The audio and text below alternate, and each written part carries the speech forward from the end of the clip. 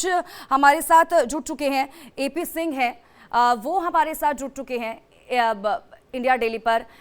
AP जी, अब बाबा की तलाश लगातार की जा रही है। जिस बाबा के सत्संग में इतना बड़ा हादसा हो जाता है, 121 लोगों की मौत हो जाती है, कई लोग घायल हो जाते हैं, बड़ी संख्या में बच्चे, महिलाएं, आंखों से आंसू रुक नहीं रहे हैं उन परिवारों के। कहां है बाबा? ये सत्य है, लेकिन कहां है की बात नहीं है। जहां भी हैं, पुलिस प्रशासन लॉ सिटीजन के नाते कानून में विश्वास करते हैं। जहां जैसी आवश्यकता होगी उस तरह से वहां होंगे। और दूसरी बात आपको बताऊं, जो दुखद मौत हुई, घटना हुई, उस पर कंडोलेंस दी है, शोक संवेदनाएं दी हैं। और परसों से कल तक क्या प्राथमिकता थी कि कोई इंजर्ड ऐसा न रहे जिसकी दवा की वजह से, एम्बुलेंस की वजह से, हार मैनेजमेंट की वजह से रह जाए। वो प्राथमिकता थी। उसके बाद थी कोई लावारिस लाश न रह जाए, ये प्राथमिकता थी। ये प्राथमिकताएं हैं और लगातार उस पर सभी फॉलोअर, सेवादार, अनुयायी काम कर रहे हैं। नारायण साकार हरि कहीं नहीं जा रहे। एपी जी, जैसे आप बता रहे हैं, आप बाबा के वकील हैं, क्या आपकी बाबा से कोई बात हुई है? बाबा कब तक आएंगे? कहाँ है बाबा? इसको लेकर कोई बातचीत आपकी बाबा से हुई है? जी हाँ, बिल्कुल बिल्कुल। जो लोग आरोप लगा रहे हैं नारायण साकार हरि की धूल, वहां पैर छूने का प्रचलन ही नहीं है कभी भी। आप कोई एक फोटो दिखा दीजिए जिसमें कि कोई पैर छूते हुए है नारायण साकार हरि के, वो इस तरह के नहीं। एपी सिंह जी, मेरा सवाल शायद आपने सुना नहीं। मैंने कहा कि क्या आपकी बाबा से कोई बात हुई है? आप बता रहे हैं कि आप बाबा के वकील हैं, आपकी बात हुई है बाबा से? कहाँ है बाबा? बिल्कुल बात हुई है। उन्होंने संवेदना व्यक्त की है। मैं अलीगढ़ आया हुआ हूँ, अभी दीनदयाल उपाध्याय हॉस्पिटल जा रहा हूँ, उसके बाद घटना स्थल पर जाऊंगा, वहां देखूंगा, हाथरस हॉस्पिटल जाऊंगा, एटा हॉस्पिटल जाऊंगा। हमारी अभी सबसे बड़ी प्राथमिकता है जो इंजर्ड हैं उनको सही सलामत घर पहुंचे, इलाज हो उनका, दवा, कोई परमानेंट डिसेबिलिटी ना रहे। आप फिर सवाल का जवाब नहीं दे रहे हैं। मैंने बाबा की बात की है, मैंने आपसे ये नहीं पूछा आप कहाँ जाएंगे। जब आपकी बाबा से बात हुई है, जब बाबा को उन लोगों के पास जाना चाहिए, आप कह रहे हैं मैं जाऊंगा। मैं पूछ रही हूँ बाबा से बात हुई है आपकी? हाँ बिल्कुल आप वकील है ना उनके? खूब अच्छी तरह बात हुई है, तभी तो हूं मैं। बिना बात किए तो कैसे हो बाबा? सकता? कहाँ है बाबा? अभी मैं आपके कार्यक्रम पे जुड़ा हुआ हूँ जी। बात हुई है तभी तो हूँ जी। लॉ बाबा कहाँ है? एंड ऑर्डर सिचुएशन होती है, ये बताने की आवश्यकता नहीं होती है कि मैं आपके चैनल पर, आपने इसलिए मुझे जोड़ा है कि मैं ये पूछने के लिए कहाँ है, इसके लिए नहीं है। आप और चीजें जो पूछें जहां हैं, अब है मिले। जो भी फॉलोअर्स हैं, जो भी अनुयायी हैं, वो पूरी तरह से सब व्यवस्थाएं देख रहे हैं, सब चीजें कर रहे हैं। जो चीजें करना है वो हुई हैं, हो रही हैं। घटना दुखद है और हम धन्यवाद करते हैं आपके चैनल के माध्यम से। आप पत्रकार चलिए ठीक है एपी सिंह जी, जो बात पूछने की मैं आपसे वो पूछती हूँ। जो एफआईआर इस पूरे हादसे को लेकर दायर की गई, बाबा का नाम उसमें नहीं है, लेकिन जिनका नाम है, जो सेवादार है, जो आयोजक करता है, वो कहाँ है? नहीं, बिल्कुल मिलेंगे। उसमें जिनके नाम है एफआईआर आएगी, उसमें जो भी प्रोसेस है, कल हम लोग कानून को फॉलो करते हैं। हाँ। और नारायण सागर के लोग, भाई जो हमारे क्लाइंट है, वो भी बिल्कुल मेरी वजह से कानून का फॉलो करेंगे, लॉ के अनुसार चलेंगे, जो प्रोसेस है उसके आधार पर चलेंगे। हाँ, वो कोई इसमें ये बात नहीं है कि उन्हें लाइव डिबेट पे बिठा लें। देखिए, नारायण साकार हरि ने कभी कोई, उनके फॉलोअर ने, आपने देखा कभी कोई यूट्यूब चैनल है, कभी फेसबुक है, कभी इंस्टाग्राम है, कभी ट्विटर है, कभी कोई पर्चा छपता है, कभी कोई हैंडबिल छपता है, कभी लिंक्डइन पे, कभी कोई इस तरह का नहीं है। सोशल साइट, सोशल मीडिया, वो मोबाइल फोन तक नहीं रखते हैं, इस तरह की चीजें नहीं करते हैं वो। और नारायण साकार हरि, अब क्या आपका अगला कदम होगा? अब क्या कदम होगा आपका अगला? सबसे पहली प्राथमिकता है इंजर्ड शोकाकुल परिवार, उनकी व्यवस्थाएं। हमने अपने डिस्ट्रिक्ट कमेटी को, जो जिला मानव मंगल मिलन सद्भावना समागम कमेटी हैं, उनको आगाह किया है कि वो अपने जिले के लोगों के जो इंजर्ड हैं या जिनकी दुखद मौत हुई है, मृत्यु हुई है, उनके परिवार के अगर कोई चीज अधूरी रह जाती है, कमी रह जाती है, उन चीजों को देखें। कोई फाइनेंशियल सपोर्ट है, कोई सामाजिक सपोर्ट है, जिस तरह से उसको देखें। और उसकी जिम्मेदारी तय की जा रही है कि वो अपने सब जिले स्तर पर सब काम करें। और उसके बाद फिर आगे की स्थिति जो भी जैसे जैसे होगी उसको देखा जाएगा, किया जाएगा। हम उनके साथ, वो हमारे हैं, जो फॉलोअर्स हैं, जिनकी मौत हुई है, दुखद मौत हुई है, वो नारायण साकार हरि के हैं, नारायण साकार हरि उनके हैं। और ये घटना एंटी सोशल एलिमेंट्स की साजिश थी। जब नारायण साकार हरि मंच से चले गए अपना ब्रह्मवाणी करने के बाद, उसके बाद कुछ एंटी सोशल एलिमेंट ने भगदड़ मचाई, जानबूझकर मचाई। ये साजिश है और इसीलिए एसआईटी जांच कर। एपी सिंह जी, अगर ये साजिश बता रहे हैं आप कि ये साजिश है, तो बाबा को तो सामने आ जाना चाहिए था। जो आज जो करता है, जिन एफआईआर में जिन जिन का नाम है, उन्हें तो सामने आ जाना चाहिए था, अपने भक्तों के साथ खड़ा होना चाहिए था। इतने सवाल उठाए जा रहे हैं बाबा के ऊपर, बाबा का कुछ पता ही नहीं है।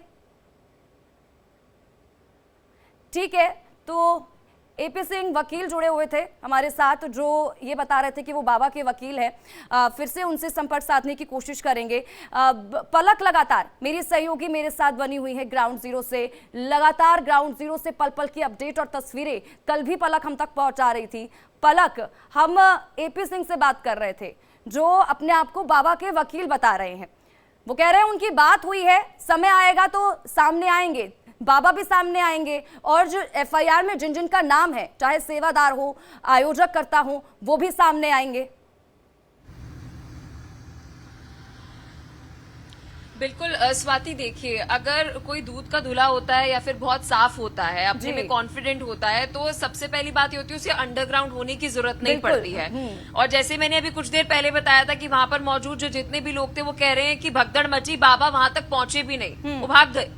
उन्हें अंदाजा हो चुका कि यहाँ पर कुछ गलत हुआ है, तो बाबा को रुकना चाहिए था ना। आपका रिएक्शन ये होना चाहिए था। अगर आप बहुत ही अच्छे इंसान है, मानवता की बात करते हैं, तो मानवता का सबसे बड़ा संदेश तो बाबा का यही होना चाहिए था कि अगर उनके भक्त भगदड़ के अंदर किसी भी तरीके से वहां पर फंसे हुए हैं तो उन्हें मदद पहुंचानी चाहिए थी। फिर उसके बाद जो पहली रिपोर्ट सामने आ रही है स्वाति, उसमें यही पता चल रहा है कि जो बाबा के वहां पर बाउंसर्स थे या फिर जो उन्होंने अपने सुरक्षा कर्मियों को पर्सनल सिक्योरिटी उन्होंने डिप्लॉय की हुई थी, उन्होंने ही भगदड़ वहां पर मचाई। वहां पर उन्होंने धक्का मुक्की करी, भीड़ को पीछे करने की कोशिश करी, इसी वजह से भगदड़ मची है।